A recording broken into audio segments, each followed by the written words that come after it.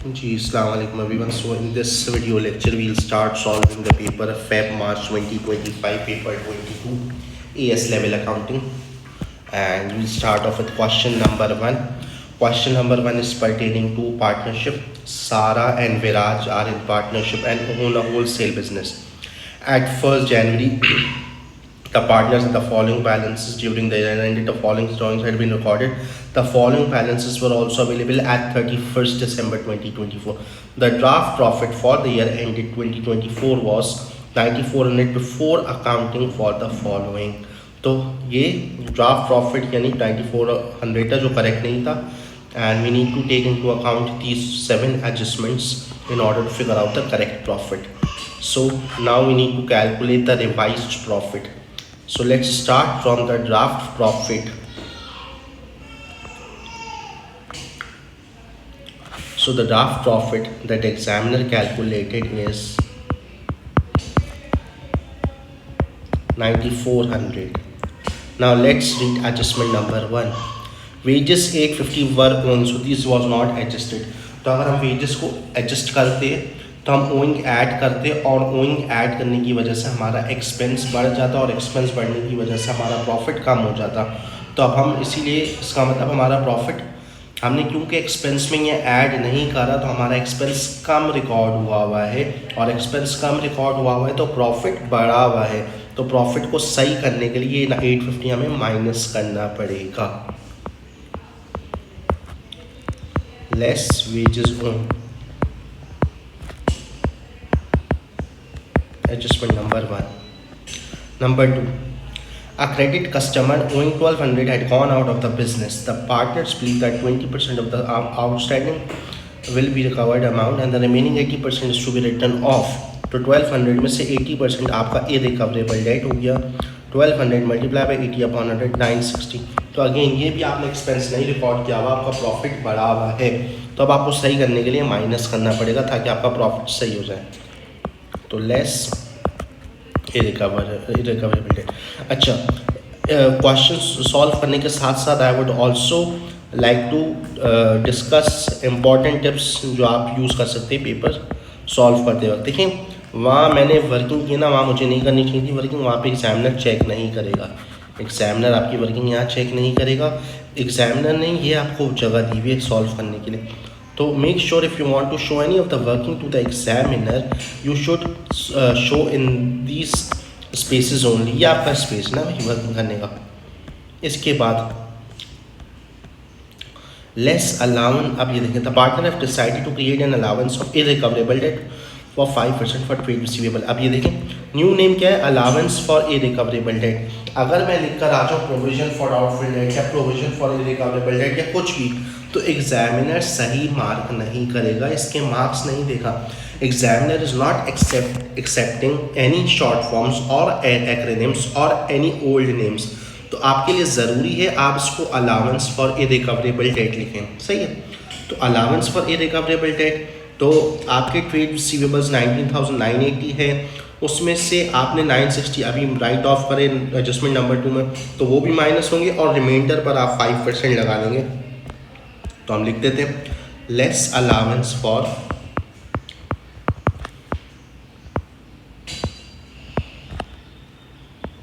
Irrecoverable date.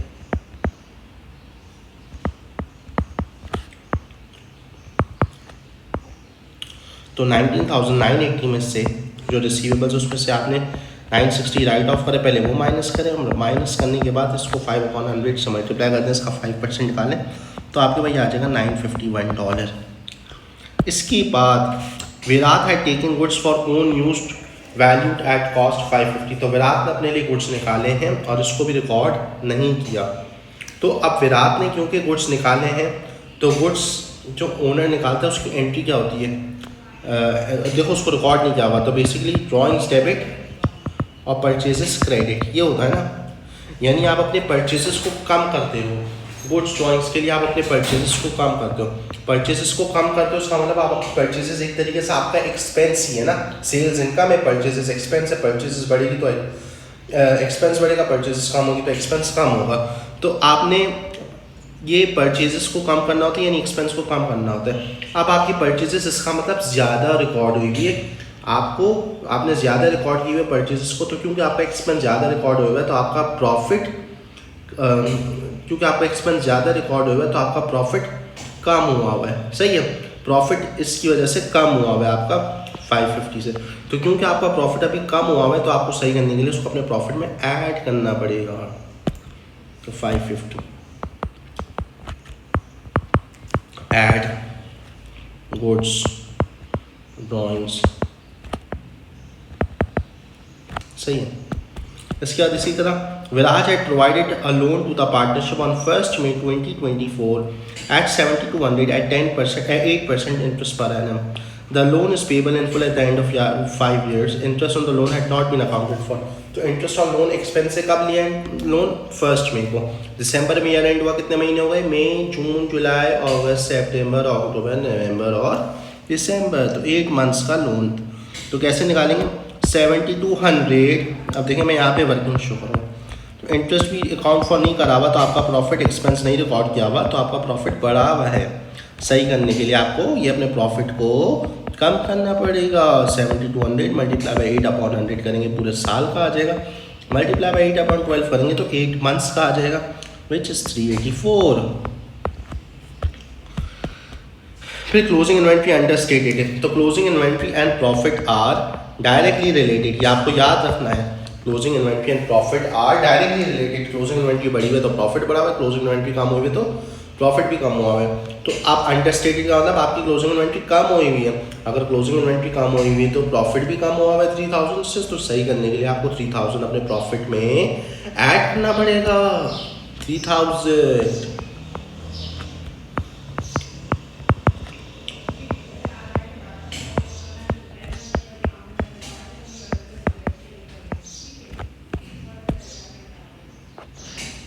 Sara had introduced the business of a motor vehicle valued at 20,400 on 1st September 2024. Motor vehicle are depreciated by 20% per annum using the straight line method on a month basis. तब ये देखें, ये आपको दी भी है, ये देखें, तब इसकी आप डिप्रिसिएशन रिकॉर्ड करेंगे। ये जो नया आपने ख़रीदा है इसको आपने अकाउंट फॉर नहीं किया हुआ तो 20,400 क्या आपने खरीदी और month by month basis depreciation है आपकी। अब डिप्रिसिएशन ऑफ मोटर व्हीकल पूरा लिखना है और DEPN या कोई भी एक्रोनिम लिखेंगे तो examiner might not check and he might not take it into consideration. 20,000 multiply 20/100 multiply by 20,400 करेंगे, पूरे साल की आ जाएगी। 1 सितंबर को लाई, 1 सितंबर, अक्टूबर, नवंबर और दिसंबर 4 मंथ्स होगा। तो मल्टीप्लाई बाय 4/12 1360, तो टोटल आ रहा है 8445। तो ये है आपका रिवाइज्ड और करेक्टेड प्रॉफिट।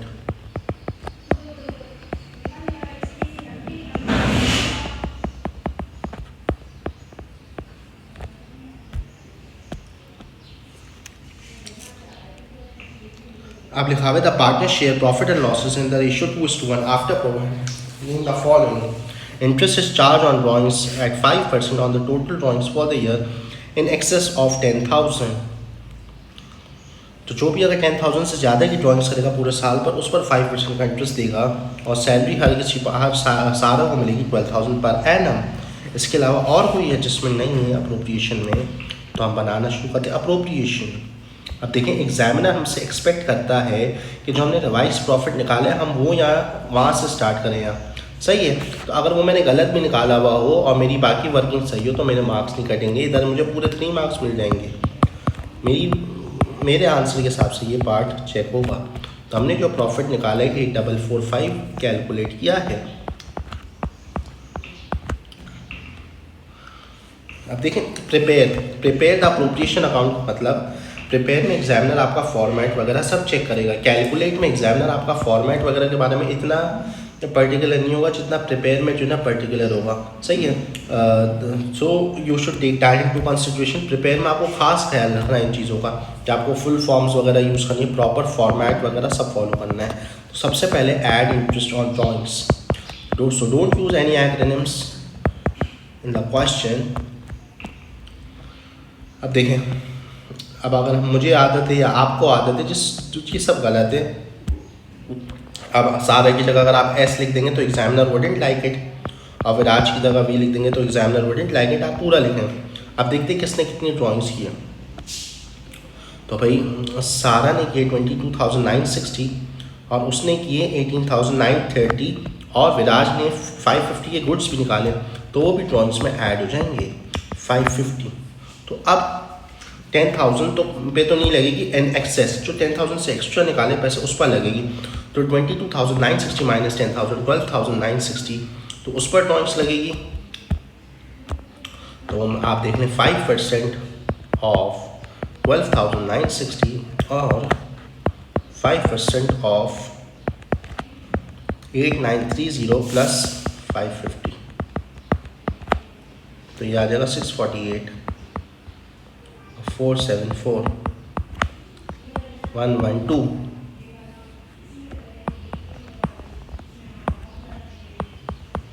1122। इसके बाद सैलरी भी मिल रही है सारा को, लेस सैलरी टू सारा 12,000 पर एनम।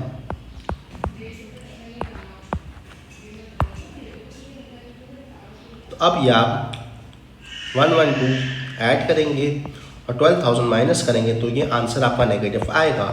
इसको अगर आप रेजिडुअल प्रॉफिट बोलते हैं, अगर पॉजिटिव होता है, अब क्योंकि नेगेटिव है तो रेजिडुअल लॉस लिखेंगे। अब ये लॉस पार्टनर के आपस के दरमियान इनके प्रॉफिट शेयरिंग रेशियो में स्प्लिट हो जाएगा, तो हम इसको बोलेंगे शेयर ऑफ रेजिडुअल लॉस। अब प्रॉफिट शेयरिंग रेशियो क्या आएगा 2:1, तो ये हो जाएगा सारा 2433 मल्टीप्लाई बाय 2/3 1622 और विराज 2433 मल्टीप्लाई बाय 1/3 811, और दोनों का टोटल मिला के हो रहा है 2433। सही है, तो ये आपका हो जाएगा। तो ये 3 मार्क्स होगा, वो 8 मार्क्स, टोटल 11 मार्क्स होगा। पहला क्वेश्चन 30 मार्क्स का है। अब you have to make current account for Viraj. तो करेंट अकाउंट में देखते हैं पहले बैलेंस कितना है और डेबिट पर या क्रेडिट पर। तो विराज का है 2730 क्रेडिट पर, इसका मतलब पॉजिटिव बैलेंस है, इसका मतलब विराज के पैसे पड़े हुए हैं। अब ये देखिए BAL शॉर्ट फॉर्म यूज़ नहीं करना, बैलेंस पूरा लिखना है। आप ब्रॉट डाउन या BD लिख सकते हैं 2730, सही है। और जो पार्टनर को बिजनेस की तरफ से मिलेगा वो क्रेडिट पर आता है। अब हमारे क्वेश्चन में इतनी चीज़ें नहीं है, इंटरेस्ट ऑन कैपिटल होता तो वो भी आता, सैलरी मिल रही होती तो सैलरी भी नहीं मिल रही आई थिंक विराज को, तो वो भी क्रेडिट पर आती, शेयर ऑफ प्रॉफिट होता तो वो भी आता, नहीं मिल रहा। लेकिन हाँ, विराज ने लोन दिया हुआ है बिजनेस को, तो लोन इंटरेस्ट आप यहाँ पर लिखें जो विराज को मिलेगा 384।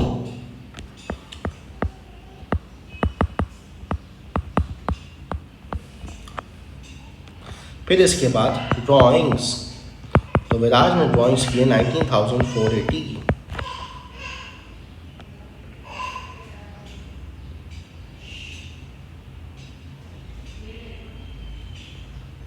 कितनी 18,930 प्लस 550, 19,480 की विराज ने ड्राइंग्स की हैं। और इसके बाद इंटरेस्ट ऑन ड्राइंग्स, देखिए मैंने गलती से शॉर्ट फॉर्म लिख दिया, तो अब मैं लिख भी दूँ, आपको मुझे फॉलो नहीं करना, examiner wants full form 474। Residual profit होता तो क्रेडिट साइड पर आ जाता, रेजिडुअल लॉस है तो वो भी डेबिट पर आ जाएगा 811।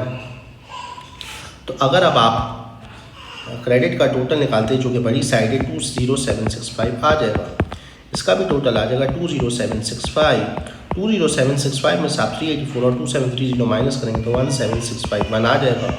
बैलेंस कैरिड डाउन, तो ये बैलेंस ब्रॉट डाउन बन जाएगा नेक्स्ट मंथ के, नेक्स्ट ईयर के दिन 17651। ये 4 मार्क्स में हो गए। अब आपको बनानी है statement of financial position. Prepare an extract, extract का मतलब आपको कंप्लीट नहीं बनानी, showing the capital and liability section only. तो आपको कैपिटल एंड लायबिलिटी सेक्शन बनाना है सिर्फ। तो इसका मतलब अब आपने विराज का तो करंट अकाउंट बना लिया, अब आपको उसका भी करेंट अकाउंट बनाना चाहिए सारा का। तो सारा के लिए अगर कोई वर्किंग स्पेस है तो मैं उसमें कोशिश करूँगा बनाऊँ, नहीं तो देखते हैं। तो लेट्स सी, अब सारा का अगर मैं यहाँ बना लूँ करेंट अकाउंट, तो सारा का बैलेंस बीडी कितना है? सारा का बैलेंस बीडी है 1840 डेबिट पर।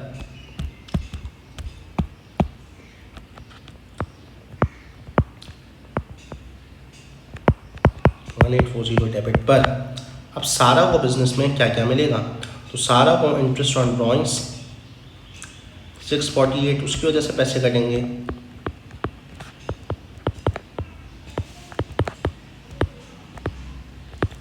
रेजिडुअल लॉस कितना है सारा का? 1622। और लोन इंटरेस्ट होंगे। रेजिडुअल लॉस के बाद सैलरी भी मिल रही है सारा को, जो कि क्रेडिट साइड पर आ जाएगी।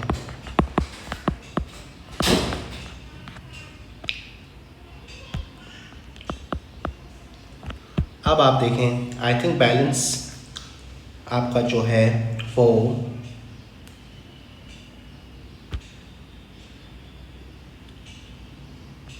1840648162 ये सब आ गया। और सैलरी भी मिल रही है सारा को।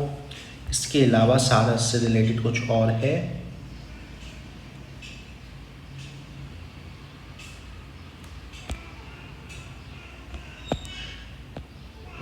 A credit customer Viraj closing value सारा इंट्रोड्यूस ऑन 1 सितंबर।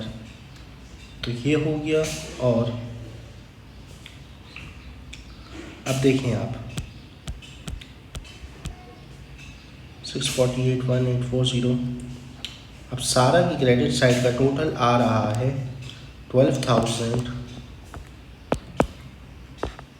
और इसको भी आप कर देंगे 12,000। सही है। 17651।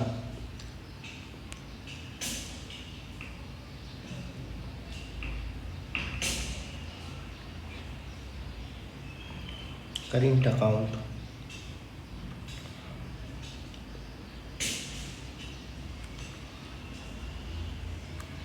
ये है 1840 डेबिट बैलेंस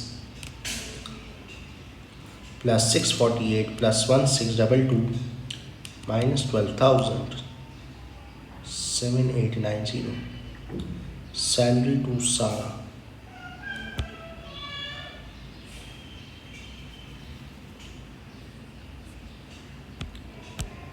सही। तो अब ये हमारा बैलेंस सीडी आ जाएगा कितना? जब मैं यहाँ पे बैलेंस सीडी निकालूंगा ये आ जाएगा 7890। और ये नेक्स्ट ईयर के लिए भी बन जाएगा बैलेंस बीडी 7890। सही है। I hope you have not missed out any information in this. Interest on charge total drawings हमने लिख दी है। अच्छा, हम ड्राइंग्स भूल गए, सॉरी। ड्राइंग्स हमारी यहाँ पर आ जाएगी कितनी? सारा की 22,960। Sorry we forgot the drawings. 22,960 यहाँ पर ड्राइंग्स आ जाएगी। तो डेबिट साइड बढ़ी। अब हमें वर्किंग को एडिट करना पड़ेगा। तो आपकी डेबिट साइड बड़ी हो गई 1840 प्लस 22,960 प्लस 648 प्लस 1622। तो ये आ रहा है 27070। ये भी आ रहा है 27070। उसमें से आप 12,000 माइनस करेंगे तो आपका बैलेंस सीडी यहाँ पर आ जाएगा। माइनस कर दें 12,000 15,070 और ये बैलेंस बीडी बन जाएगा 15,070। आपका जो है बैलेंस आ रहा है इसका डेबिट पर आ रहा है, यानी नेगेटिव बैलेंस है सारा का भी। तो अब आप बनाना शुरू करें कैपिटल एंड लायबिलिटीज़।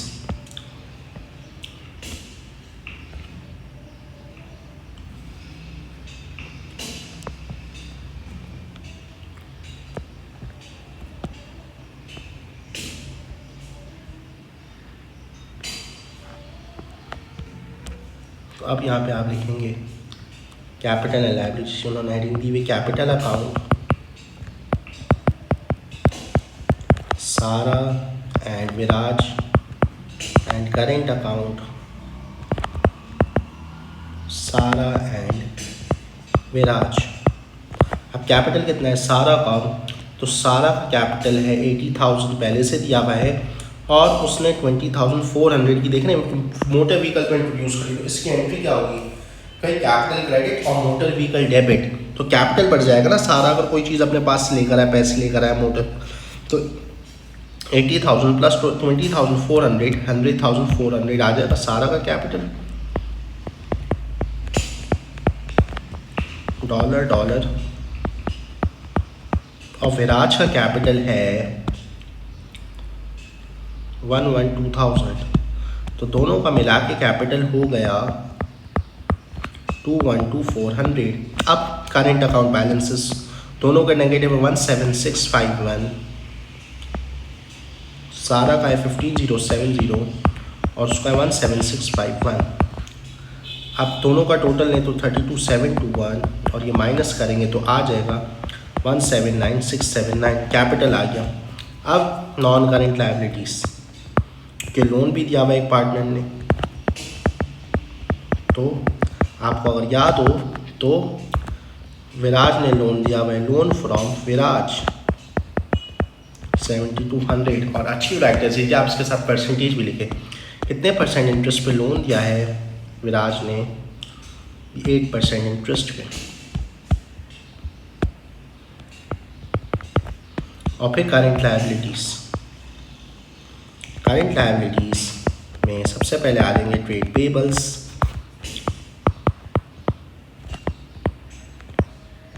जो कि है ट्रेड पेबल्स है आपके 16,300।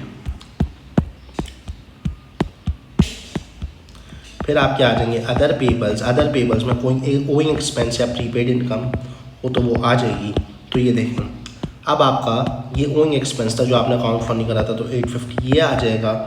और इसके अलावा लोन इंटरेस्ट भी पे करना बाकी है, लेकिन ये तो हमने करेंट अकाउंट में डाल दिया था, वहाँ एडजस्ट हो गया था, तो यहाँ पे तो नहीं आना चाहिए।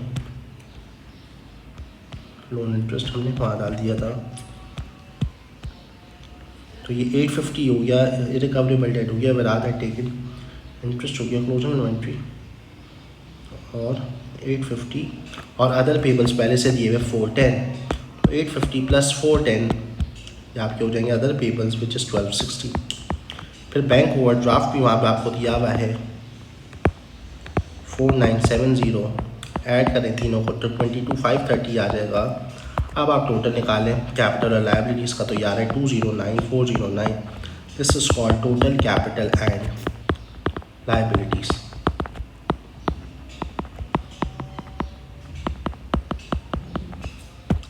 इसके बाद explain with the reference to accounting concept the correct treatment of the words taken for own use by the owner of the business. तो अकाउंटिंग कॉन्सेप्ट जिसका नाम है वो है सेपरेट एंटिटी या business entity concept. The business entity concept states that only those transaction that affects the business should be recorded in the business books of accounts, सही है। and it also says that owner and business are two separate legal individuals. The affairs of the owners and business should be kept separate. Owner and business are both separate individuals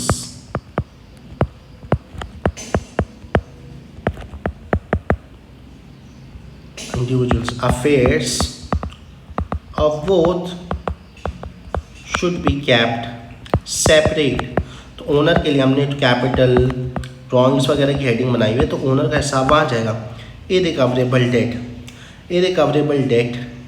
के लिए हम क्या use कर रहे हैं, तो irrecoverable debt के लिए we are using prudence concept. Prudence concept आपको ये कहता है कि whenever you are in doubt your profit and loss should be understated not overstated. Profit and loss should be understated. When in doubt, and hence by recording it we are understating them.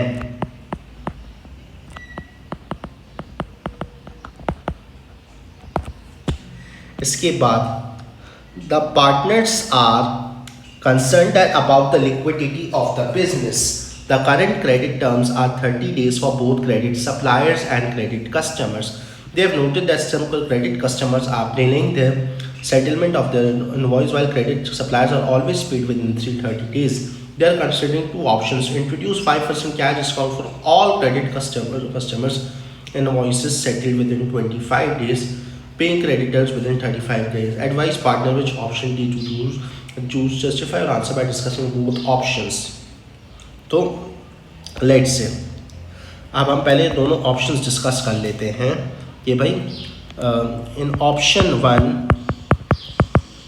We would receive the payment earlier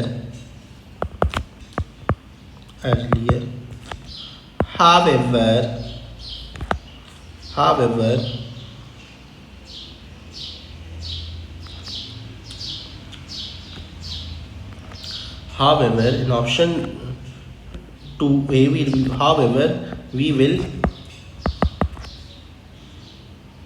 we will have less profit because of giving discounts to customer. तो ये option A पर बात हुई customers.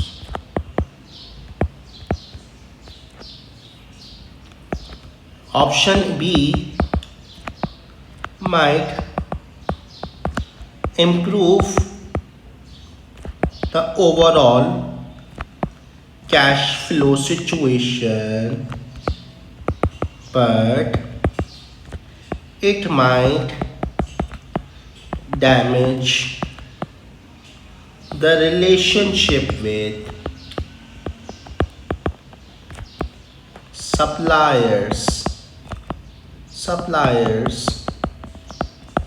However, hence I would choose option B. आप कोई भी option बोल सकते हैं एडवाइस में, as we are not compromising, और कोई एक रीजन भी बता दें क्यों आप ऑप्शन चूज कर रहे हैं, ऑन आवर प्रॉफिट. तो ये क्वेश्चन 1 है, and we'll meet with you in the next video with question number 2.